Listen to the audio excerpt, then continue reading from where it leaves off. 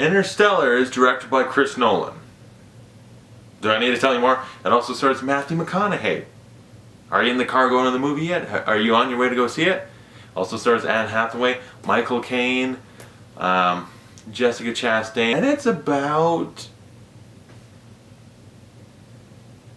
very complex things. I'm going to try and sum it up, because you know what, this movie is very dense. It is very dense, seriously. By the end of it, I was like, I'm pretty sure I liked that movie, but you know what? I'm not sure if I understood 40% of it. It is the story of basically Earth in the somewhat future. I'm not quite sure if it said how far in the future. Not that far, because it's pretty much like our Earth, except there's a lot less people, and it seems to have been devastated in a certain way. There's no more rain. It's kind of a dried up Earth. There's dust storms, specifically where Matthew McConaughey's character lives. I don't know if it's everywhere, but it's like just a dry land, and there's dust storms like crazy. Just everything's dust and just crops of corn. Basically, the human race is dying out. But it's not like Mad Max, where they're fighting over fuel, driving these big badass cars, and there's people with assless chaps on motorbikes shooting at Mel Gibson. It's not that. Who run Bartertown? Master Blaster runs Bartertown. And it's also not like a zombie apocalypse thing. It's just Earth is dying out, but people are just getting along, and it almost seems worse. I'd almost rather live in Mad Max than I would just, yeah, I'm gonna go farm some dirt. That just seems awful, and it is just, it's crappy life. And Matthew McConaughey, more or less, in a certain roundabout way, him and his daughter stumble across a NASA base, and then it turns out he's been chosen in a certain way because he used to be a NASA pilot of sorts, and they're gonna send up a small team to go into space, go into hypersleep to get to Mars and then to Saturn, because by Saturn there is a wormhole they discovered, and they think if they go through the wormhole to the next universe dimension, they can find a planet inhabitable for Earth, because Earth is dying out and they need to leave Earth. So the plan is to save the human race by finding a new planet to inhabit, since Earth is screwed. And then from there things get very complex and complicated, and I had trouble following. And I consider myself reasonably smart, okay? Because you know what? I saw Inception. I loved Inception. I watched it the first time. I knew nothing. I knew it was about dreams and it's all wild and crazy, but I didn't really know anything. Went in, watched it, and I was like, I got about 95% of that movie. And a lot of people I know are confused by Inception. I got it all the first time. This movie is the one where it's like, God damn, this movie is complex. This movie's complex. It's dense. I sat there so many times just like, what? The whole scenes of dialogue, it's just, I don't get what anyone's saying. There's so much technical talk with all these big words, and yeah, I sound like a drooling idiot. But as they're using so many words about, it's the relativity of time and going into a wormhole, the reverse of polarity, and blah blah blah. And I was just like, wait, did you?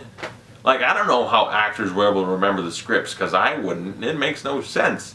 Like, I generally follow the idea and where the whole movie went, but so much of the dialogue is with this smartsy talk that it's hard to follow exactly what they're doing. But otherwise, the movie's really good. Chris Nolan is a good director. Yeah. He's made some good movies. He's great, okay?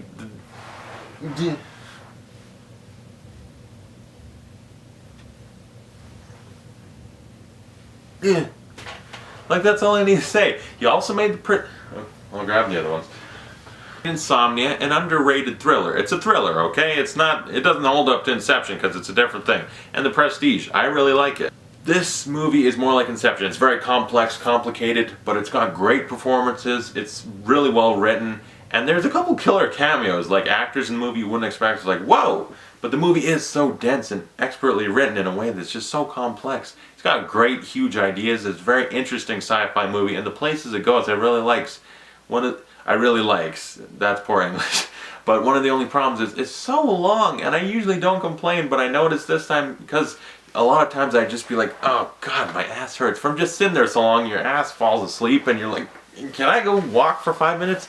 like, it does eventually get to you, or maybe that's just me. It seemed really long, although I was hooked. I loved watching every second of it. It's so interesting, well directed, well cinematography. And I like the idea that Earth is dying. It's like, you know what?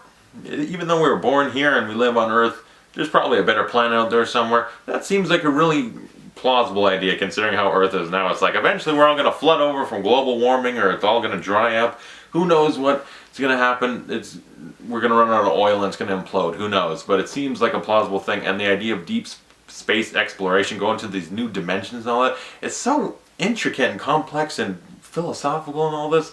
It's hard to follow at times. It really is. But I loved every second of going on this journey. It was such an interesting, epic journey. I thought it was a really good sci-fi movie.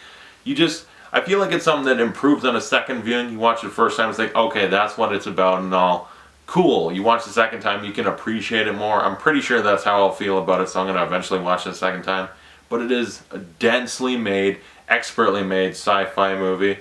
It's really good. It feels like the new 2001 A Space Odyssey, basically. And Chris Nolan, to do that, sweet. I'd give Interstellar an A. It's perfectly made in so many ways. It's so smart. It's so smart. It's just I did have trouble following it sometimes, and the length sometimes did get to me. But if you have to make it 3 hours to cram everything in, that's better than, say, what some things do. Take a book, chop it in half, make it 2 movies for the hell of it. Yeah, young adult novels. I'm looking at you. Stop it. So, Campbell, tell me what you thought of Interstellar, this great genius sci-fi movie with great actors, great performances, direction, all that. What did you think of Interstellar? Comment below. And thanks for watching. I'll see you guys later.